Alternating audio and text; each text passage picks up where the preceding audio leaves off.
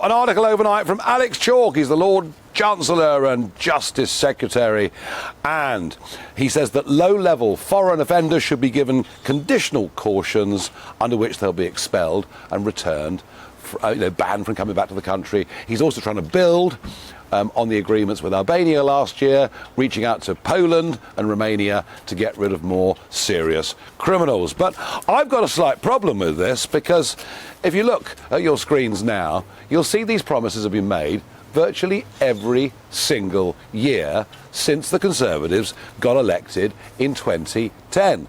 Year after year after year, foreign criminals to be deported. The Tory party tough on law and order. Don't make me laugh.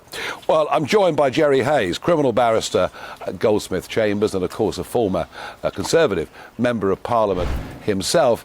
And Jerry, when I look at all of this, fine, it all reads great, but nothing ever seems to happen. And the real problem here, of course, is that under the Human Rights Act, which incorporates the ECHR, all of these deportations can be individually challenged, and that's why nothing much ever really happens. No, not really. The fact of the matter is, there are too many people in prison. There are too many people in prison because they've got drug problems, alcohol problems. Get those people out. Let's keep the real villains there. Well, I understand that, Jerry, but if somebody, who comes from another country has a drug problem, but because of that has used it to commit, serious assaults, violent assaults against people, I mean, surely we should have the right, as a sovereign state, to get rid of him. Well, we do. We do. We can send them back. Why we haven't done this years ago is a complete and utter mystery to me.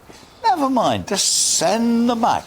All those people who've committed serious sexual offences, serious crimes against people's bodies, yeah, send them back. We can do that. Well, if we can do that, why don't we do that? And how is it that in so many of these cases, they go to lawyers, who put in rights to a family life or whatever it may be that they've established since they've been in this country? Jerry, what I'm saying to you is, I agree with you in what you say, but it doesn't happen because of the legal challenges. No, I'm not so sure about this. The lefty lawyers, I just don't get that. I don't do immigration law. I just do crime and things like that. But when you go back to the basics, there are people out there who should not be in British prisons. They should be sent back to their countries of origin. Why should we have to pay for them?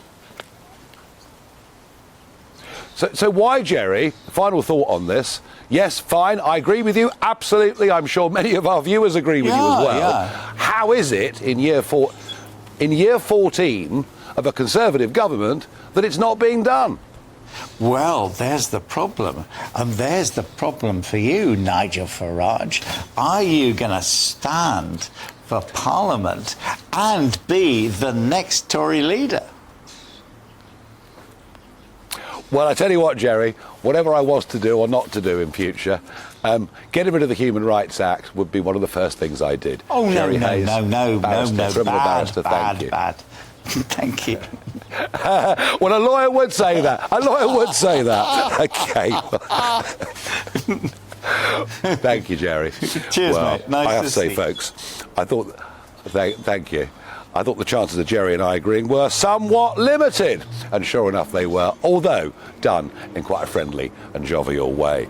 Now, a report coming out tomorrow from the Henry Jackson Society suggesting quite strongly that the policies we've already seen from Labour on immigration, on EU returns policies, etc., could put immigration coming into Britain up by about 250,000 a year. Well, someone who's written about this and got a preview of the Henry Jackson work is Professor Azeem Ibrahim, OBE. Explain, please, to our viewers, what is it about Starmer's policies that could lead to this very big increase in legal immigration? Well, Nigel, as you're aware, the immigration is going to be a major election issue this year, along with the NHS and cost of living crisis. And we compiled this report specifically to look at one of these major issues. We did a very deep analysis of Starmer, what he stands for, and what his immigration policy will actually result in. And we are now in a situation in which we are entering the age of migration. Immigration is only going to increase, and policymakers throughout the West have not really got a good grasp of this. And the conclusion we've come to in this report is that under Starmer, immigration is bound to increase quite dramatically into the UK, simply because his flagship policies are just not workable. For example, his policy of smashing the gangs, the trafficking gangs, is just completely unrealistic, along with this idea that he'll come to some sort of agreement on a quota system with the EU to return illegal immigrants. And neither of these on examination with experts have been shown to be workable in any shape or form. No, and the other thing, of course, that could happen, I suppose, is that people coming in as care workers, have just been told that they can't bring independents with them. But Labour could conceivably soften on that one too, couldn't they? Yeah, well, that is part of the policy that Labour is looking at, as will more than likely will be softened on that approach. But I think the biggest concern to the British people is not those people that are coming legitimately and coming as workers. The biggest concern is those that are coming by illegally by boat who are entering the country. And I think that is the biggest issue. And the idea that Starmer is going to break up these gangs is just fanciful. And I can give you a very good analogy of this, Nigel. The United States has spent over $1 trillion in the war on drugs, one of the wealthiest, the most powerful countries in the world.